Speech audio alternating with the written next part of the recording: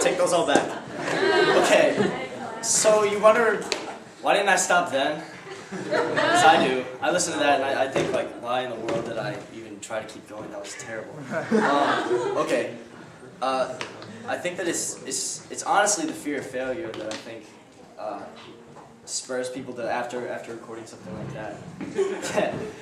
Yeah, after recording something like that, I think people are just like, I don't think I'm gonna get better. I think I'm gonna stay this awful forever. And that's not the case. I mean, as musicians, you all know that it took some form of effort to get to where you are now, right? Like, you didn't just start out at this level, at this certain level, except Elliot. He started out at this level. The thing is, it takes steps to get everywhere that you go. And even right now, I'm not at the level that I want to be at. I'm not sure I'm ever going to be at the level that I want to be at. Because I think we all have this sort of aspiration for ourselves. We all want to get to this peak, this almost transcendent level of musicianship that we can only experience through, like, just years of practice and years of making beautiful music without even, like, any effort at all. But that's not the case, you know. I think that we're always going to try to get to a certain level. I think we're always going to try to get to a certain level, but we may or may not never attain that. But the interesting thing is that that level keeps getting higher as you get better, right? You get to a certain point and you think, like, I can do better than this. Like, I can keep going. I can get a lot better than this. So, how do you get past this fear of staying at the same level this whole like 8th grade? This is from 8th grade. That song. How do you convince yourself that you're not going to stay that bad forever? And there are a couple different things that I found spurred me to get past that. One is just sheer willpower. I think that I can attest to being slightly annoying in some cases, like on Facebook, and trying really hard to make sure that people get to see what I'm doing currently. And honestly, like, the people who are going to music, I think that you've been told this a million times. I think that everyone knows that there's always going to be someone better than you, right? Is that something that everyone's been told? There's always going to be someone better than you, and that you're always going to keep trying, but you're going to be on their coattails almost for the rest of your life. But I don't think that that's a reason to stop trying. You know what I mean? Because you are that person for someone else, if that makes any sense. You are the person that someone's riding your coattails, and they are trying to get to your level while you are chasing someone else, while that person is chasing someone else. So I think that it's this big line of people are afraid because they say, like, how am I supposed to do this? What's going on? I think, honestly, it's just a matter of trying it. It's a matter of trying and keep trying and not stopping to try. One of the biggest reasons why I post so many videos and why I go so crazy with shameless self-promotion and plugging is because I actually really truly want everyone's feedback. It's the nature of a collaborative thing. I would be nowhere near the Powerlines video or any of the other videos that I'm going to show you. I would be nowhere near that level without getting to work with some of you or some of the other people who go to different schools or this other person I'm going to talk about later, Will Sturgeon.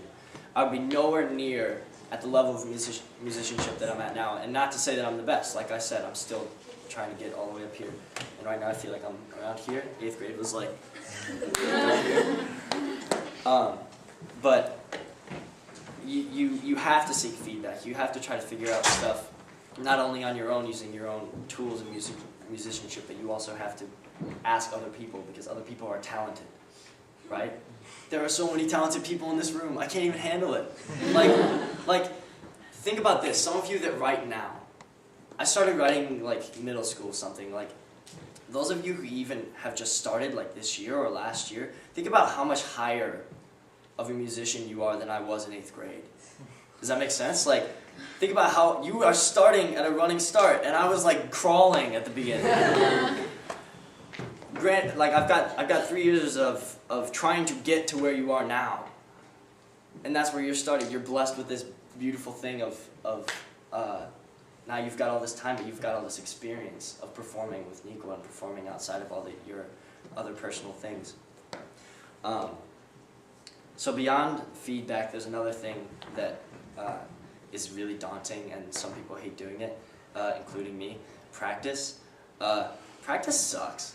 Seriously, practicing sucks. But it's the way that you get better. Besides this collaboration thing, you have to write, you have to record, you have to practice, you have to play scales, you have to do all these things frequently. And not to say I do this every day. I have not played a scale in like a week, which is awful because I should be doing it every day, but I don't. What you need to do is do it consistently. Some people, there are writers that treat writing like it's their job. They sit down at a specific time every single day and write for a designated time slot, and then they go on with the rest of their day. They use this time, they use it as if it's their job. It's not only a passion. Like we said, this is not something we're just going to forget forever. It's something that some people turn into a job, and that's pursuing that later on in life. You can do that as an actual career, you can do it as a hobby and treat it like a job. Not to say that's not fun, though. I think it's fun. Okay. I'm going to show you, I think, another video. I think right now, maybe? Oh, no, I'm going to talk about something first. So, there's this thing, you ask now, like, how do I get started? Like, I just said, like, just try, record frequently, do lots of stuff. But then you wonder, like, how do I go about doing that now? And what's really great is that technology, although we've been told this a million times because we're the technological age, technology has made just like the most massive difference ever in recording and stuff like that. 60 years ago, or I'm not sure if it was exactly 60 years ago, but when Elvis and Chet Atkins and what's his name? Walk the Line. Why can't Johnny I? Cash. Thank you, Johnny Cash. That's a name I should remember. And Jerry Lee Lewis. They all started on the same record label, and they it's a really crazy story. There's an entire musical about it. But they started on the same record label, and the way every single one of them, the way that each of them got onto the record label, they were all either farmers or just really poor men who worked for a living, who were all really young. But what they did was they just went to this one man who owned the record label and said, like, please listen to me play. Can you please just listen to me play? And if you listen to me play, I guarantee you will not be dissatisfied. You will like this, trust me. And that's this idea of willpower and seeking feedback, which is what I was talking about before. But the beautiful thing about this is now we don't really necessarily have to do that anymore. We don't have to go seek someone out physically and go to like Arkansas to go find a certain record producer in order for him to listen to your music. You can sit in your bedroom, really cluttered bedroom with an organ in it, and just sit and play music if you want to, which is awesome and really convenient. And that's why it's so great to seek feedback, is because you can record stuff in your room or record stuff close to home and then just ask people you know if they like it and what they like about it and what they don't like about it and why they don't like it and why they do like it.